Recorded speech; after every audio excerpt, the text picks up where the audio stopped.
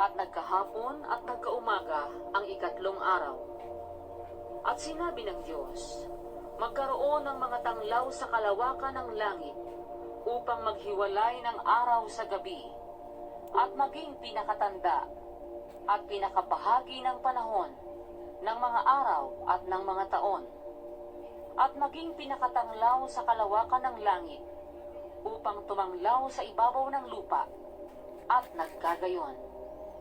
At nilikha ng Diyos ang dalawang malaking tanglaw.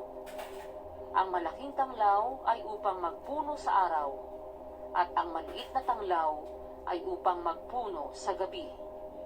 Nilikha rin niya ang mga bituin, at mga inilagay ng Diyos sa kalawakan ng langit upang tumanglaw sa ibabaw ng lupa, at upang magpuno sa araw at sa gabi, at upang maghiwalay ng liwanag sa kadiliman. At nakita ng Diyos na mabuti. At nagkahapon at nagkaumaga ang ikaapat na araw. Yun. Pinag-usapan ang paglikha ng araw at buwan sa ikaapat na araw. Paglikha ng Abrahamic God. Pag-aralan natin. Ang araw ang sentro ng solar system. Ito ay isang malaki at napakainit na globo ng plasma na nagbibigay liwanag at init. Ang araw ay naglalaman ng higit na 99% ng masa ng solar system. Nagsasagawa ito ng isang malakas na gravitational pull na pinapanatili ang mga planeta at iba pang bagay sa orbit.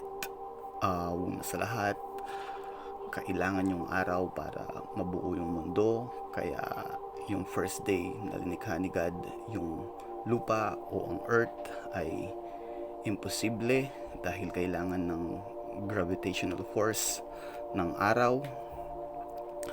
Ganon din ang buwan. Pag-usapan natin ito yung sinasabi niyang maliit na tanglaw sa gabi.